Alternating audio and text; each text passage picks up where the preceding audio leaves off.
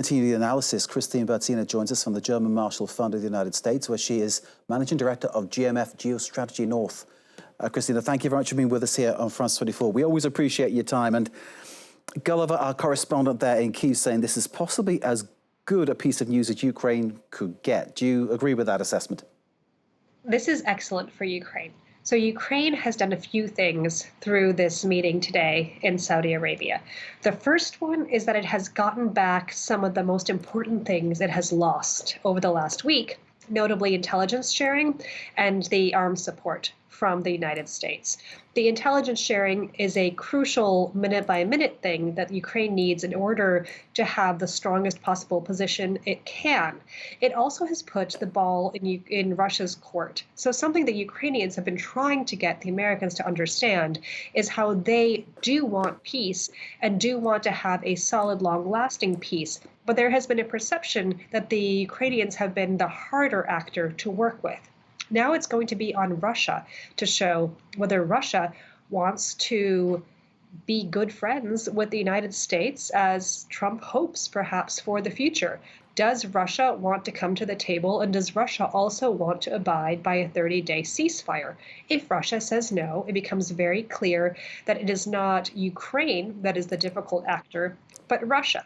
And if Russia stops, that's great for Ukraine. Ukraine also needs a break. Ukraine also needs a good peace. And if Russia shows that it is not willing to abide by the terms of this agreement that the United States and Ukraine came to in Saudi Arabia, that they are going to be a problematic actor, and the United States and Europe and Ukraine are also going to have to think about what next with Russia. But it won't be Ukraine that is the troublesome actor anymore. And this decision by the US to resume military aid, to resume intelligence sharing, is possibly the best news that Ukraine's army could have got. It's excellent news. And so if you don't have a cooperative Russia, then you have the tools that you need in order to keep fighting this fight. And if you do have a ceasefire, well, that's excellent too. And so this is an incredibly hopeful moment for the Ukrainians, for the Ukrainian army, for the people who are on the front lines, because they are going to have a better set of tools available to them, better than they have had in the last few days, or maybe they actually get a chance of ceasefire and a break and some peace. Indeed. Trying to put yourself into Vladimir Putin's shoes now, what would be in it for him to go along with this deal, other than basically to show everybody that he isn't the villain of the peace? What does he gain from it? Because, you know, when he started the invasion 3 years ago, he promised to take Kyiv in 3 days and take Volodymyr Zelensky at the same time. None of that has happened. My question is, what does Vladimir Putin want when it comes to ties with the United States? Is he also tired, and does he want the prospect of a good handshake with President Trump to be a good reason to take the ceasefire offer right now? Does he want to go around the corner and not get stuck and bogged down in this war? Or does he want to go and fulfill his original aims, which is to get to Kyiv, which is to have the territorial acquisition? He doesn't yet control all of the territories that he wants to, even without getting all the way to Kyiv. So is this about territory? Is this about Ukraine? Or is it about a fresh relationship and a new era for Russia on the global stage? And I think that is the alluring, enticing piece that Putin could consider. But it really does depend on how Ukraine and the immediacy of a victory of Ukraine plays into his own objectives. Only Putin himself can answer that. Indeed. And you did a very good job then of putting yourself in his shoes, though, Kristine, so thank you for that analysis. But I'm wondering what the likes of China might be thinking, Iran, North Korea. I mean, clearly the axis that's behind Putin, that's supporting him to a larger extent. Where do they stand? Because clearly China's perspective, I suppose, is they're looking towards commerce, business first. That's always been their approach. The others have maybe slight more malicious intent, given the amount of arms they're supplying, and obviously in North Korea's case, personnel towards the battlefront. But I'm wondering sort of where that stands and what influence that might have on what happens next.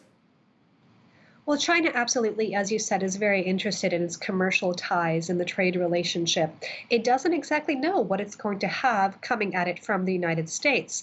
In many ways, China is the quietest piece of American foreign policy. There's been a lot of attention on Ukraine and the Middle East, and not so much on China. So China doesn't know exactly what comes next.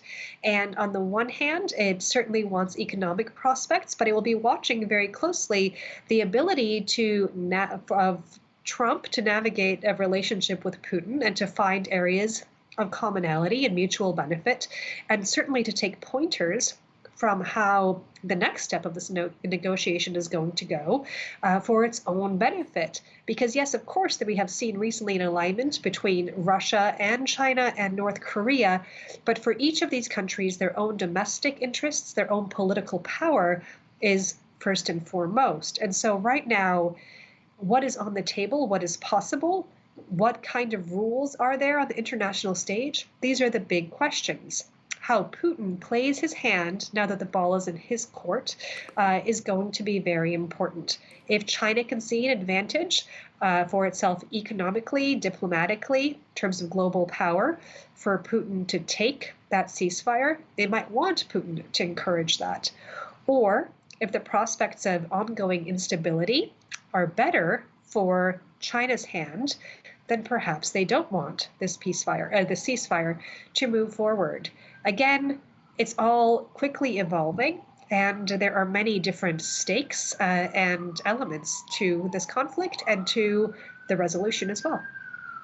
Kristine Berzina, thank you very much for that analysis, giving us all aspects of what could happen over the next 30 days if this ceasefire gets put into place.